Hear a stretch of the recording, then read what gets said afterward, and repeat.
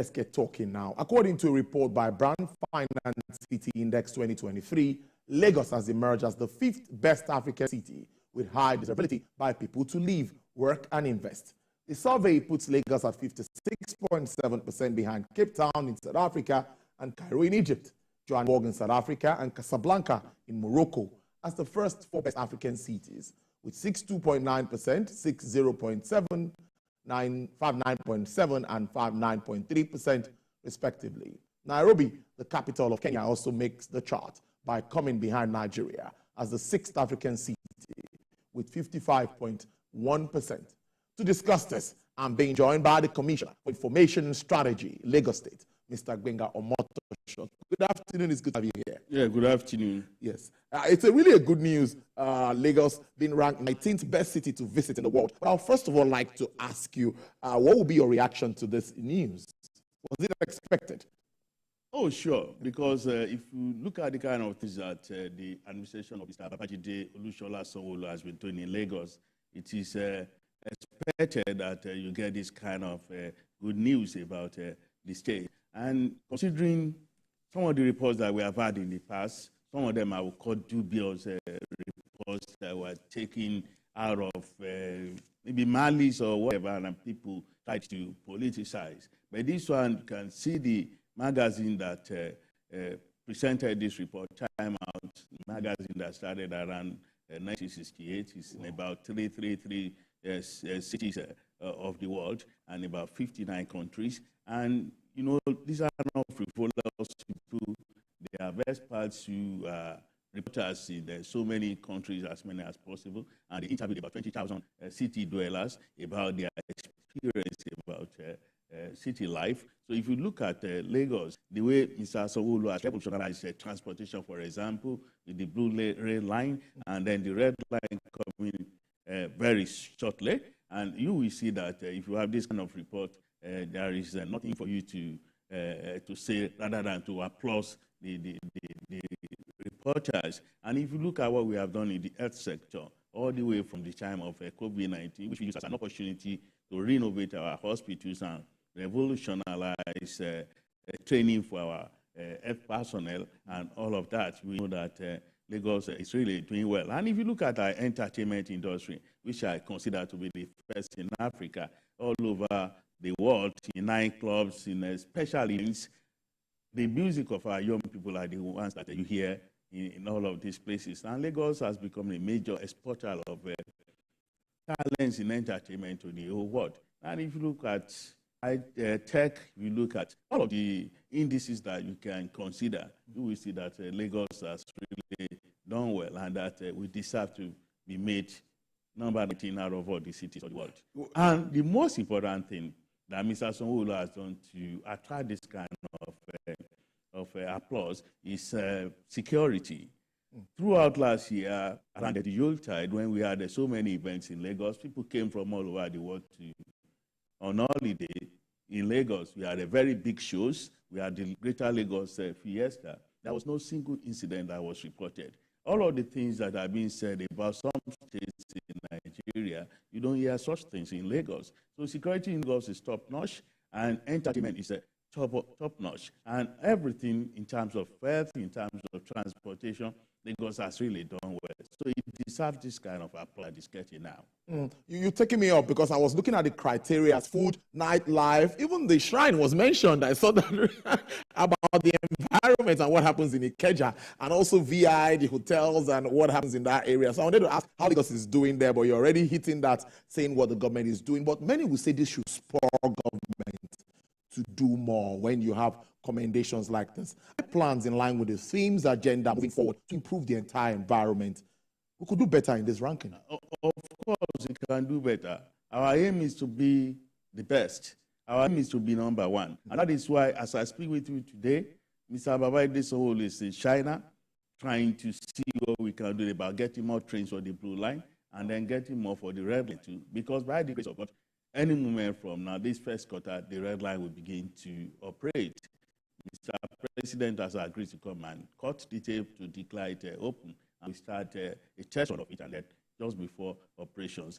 So if you talk about entertainment, for example, we are building we want to build a film city in Nigeria on 100 hectares of land where our young people who are talented in acting, in speech writing, and in all aspects of the film industry can go there and exhibit their talents. So if you look at all those things in terms of transportation, we want to build the Fourth Mainland Bridge. And like I said, Mercy Street Children's Hospital is there for us to improve pediatric medicine in Lagos. So all of the things that we are doing under the team's agenda and that we are still going to do, they are aimed at making Lagos to be at the top of this kind of examination. Interestingly, and it's a new year, of course, and the budget has been passed. I saw the governor putting pen to paper. And now, what should Lagosians start to look at? It's a challenging time. Subsidy removal, inflation is on the high side. And a state like Lagos, there's a lot of expectation. So what should Lagosians be looking at, expecting from government moving forward? Yeah, the most important thing is to consider the fact that Lagos has always been creative. We have always done very well in project performance. I think last year we did over 80% of our budget performance. And we have so many iconic projects that we want to finish this year. So for Lagosians, it's an exciting time for them to look forward to. For the first time, we are building a general hospital in Ojo. It's almost completed. We are going to complete it this year under this particular budget. As I have said, the Mercy Street Hospital, by the time it's completed, it's going to be the biggest pediatric hospital in sub-Saharan Africa. We are working on it, and people can already see it. We are going to build a new airport. That one we are looking for investors to come into this space and do that. Like I said, the Mainland Bridge is there for us to begin to build from the first quarter of this year. As soon as we finish all of the things, preliminary work that we are doing, we have done the environmental impact assessment has been done. We are compiling a list of people who need to be compensated, and the contractor is already choosing. So everything that is set is there. We are going to build a new research center in Yaba so that when we have a problem like COVID-19, we don't need to run to the West for vaccines. People have the expertise here. All they need is just the encouragement and the enabling environment for them to be able to do that.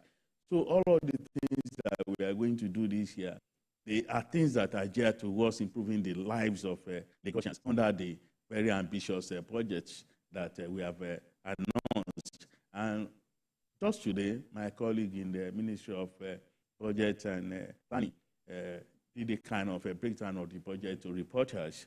You are going to be hearing about that as soon as possible, maybe later today. So we are committed to implementing that budget to the joy of all Lagosians, and they are going to be seeing all of the good things that we are promised to do, because we are going to do them. I'm going to take a bit away from, but it's still business system. Lagos is doing a lot around the environment. So let's talk a bit about that, especially than this styrofoam thing that people are talking about. Now, what really are we expecting with regards to managing the situation? Those in the business are saying this might affect us. Whereas Lagos just going all hard. Federal government is just taking a cue from Lagos and saying they're also going to ban this because of the environmental hazards. What more is Lagos also doing along that to liaise with the business owners and all of that? Not just the federal government. I think the state yesterday also announced that it was going to buy styrofoam. Wow. But the thing is that Lagos has always, anytime there's a conflict between livelihood and health, we have always chosen to go the way of health. Styrofoam and such materials, they are not good for human health. Experts have said so. They cause cancer, they cause all manner of diseases. Apart from that, they degrade our environment. They block the drains. The rains are coming now. The government is spending a lot of money to clear the drains so that during the rains, you don't get the whole state flooded. But every time they move to clear the drains, they find that these styrofoam materials, they are blocking the drains. And people are producing them. Let me just tell you, they are not here in Lagos. So the manufacturers that you are talking about who are crying, they are just people who are crying because of Naira and Kobo. But the livelihood, the lives of Lagosians and their living conditions, we cannot sacrifice them on the altar of Naira and Kobo. It is not fair. Most of the manufacturers don't stay in the state. And in so many countries, this material has been banned. Even where they are coming from, where they are manufacturing them, they are banned there. So they are manufacturing them for export. Because of the population of Lagos being the biggest concentration of black people all over the world, about 25 million people, they ship all of these things here for cheap money. And the Gaussians are saying that we don't want all these things again because they are affecting our lives. They are affecting our environment. They are affecting even our livelihood. So we cannot sacrifice livelihood on the altar of proper living, on the altar of a good environment. The environment is the only thing that we can leave for our coming generation. We have to be able to tell them that we did our own part in taking care of the environment that the nature has given to us.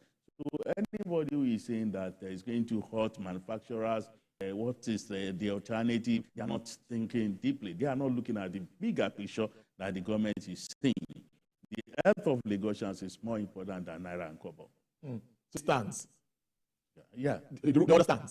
I hope they understand, and I'm sure they understand. We are discussing the manufacturers, those who call manufacturers, people who are using all of things. And that is why my colleague in Ministry of Environment and Water Resources, Barrister Tokunbo, they tell people that it's not going to be an immediate effect action, that we are not going to start enforcement immediately. In actual fact, he has them that they should spend 3 weeks to use of their stocks that they have and what they are thinking about alternatives. And indeed, there are alternatives. There are classes that you can use several times that are beautiful, that people even get served at their parties. And there are paper packages that you can also use which are environment friendly. So if we are saying that this particular material, that we don't want it because of the health implications and because of the environmental implications, I think the Lagosians should show understanding. And from what I have seen, people go out every day to talk to people about this.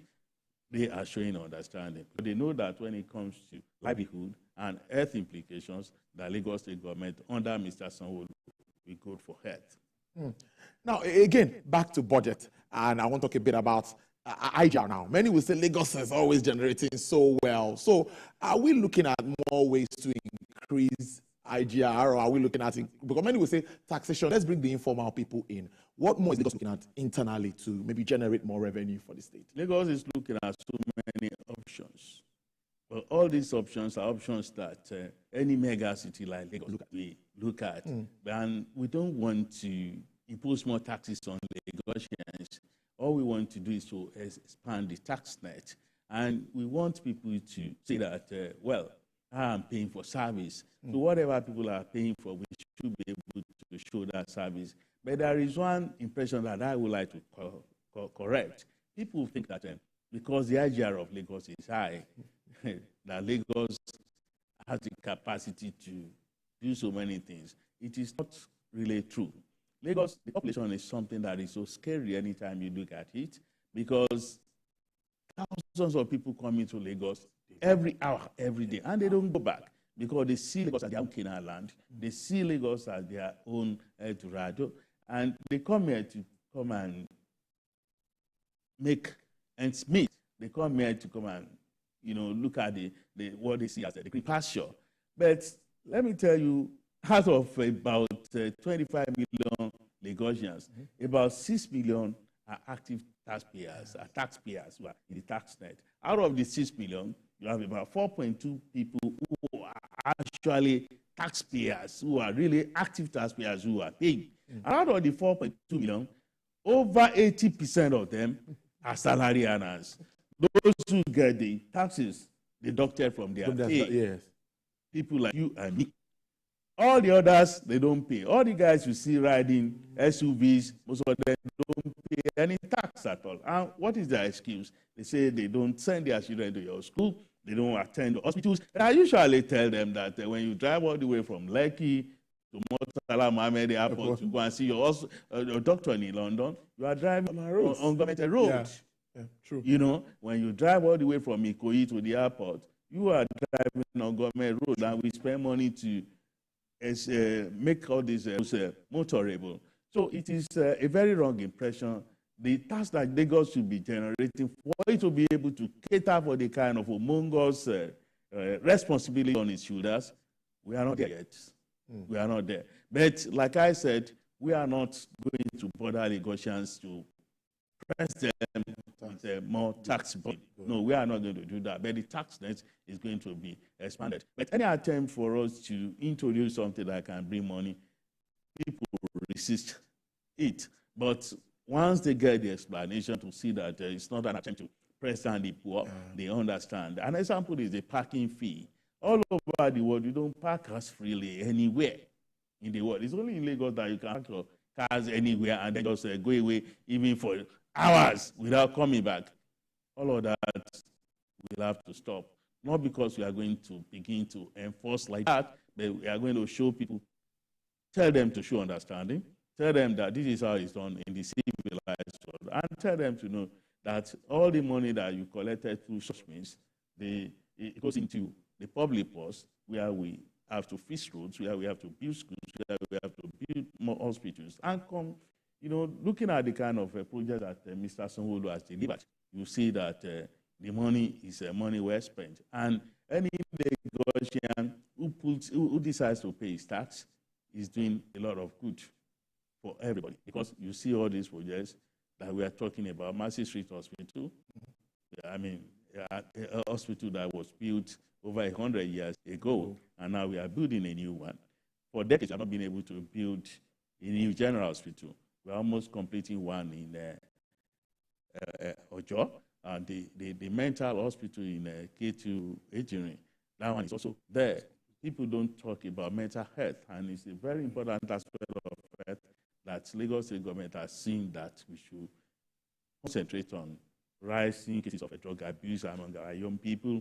People just going off their heads, So we need a rehabilitation center. We need a hospital for you to be able to attend to this growing problem. It's growing all over the world. And then the issue of security. Very soon, our security people will have about 300 brand new vehicles patrol. Lagos State government is doing this out of its own balance sheet. So we need to pay our taxes for people to be able to sleep in their homes with their two eyes closed, for us to prevent us from hearing the kind of news we hear in some parts of Nigeria. Indeed. Time well spent. You talked about Port Milan at the airport already, but how soon? How soon? Can you bring us up to speed with this? Yeah, this first quarter of this year, by the grace of God, all things being equal, and from the way we are seeing it now, all things are really being equal. Like I said, the contractor that we choose for the Port Milan Bridge. Investors are so interested. we are going to do the groundbreaking. And once we do the groundbreaking, we begin to build the first phase. And like Mr. Governor said at the town hall meeting last Thursday, all of the people are going to be affected, whose property will be demolished, they will be compensated. Not just landlords, tenants will also be compensated for being asked to leave their homes, for them to go and find another comfortable place for them to stay. So any moment from now, first quarter of this year, we are going to start that. That's a big one. Let's wrap up on that note. I must thank you so much, Commissioner for Information and Strategy, Lagos State there, Mr. Agwenga Omotosho, bringing us up to speed with activities on the state and what we should expect moving on in 2024. Thank you so much. We appreciate your coming on Business Nigeria.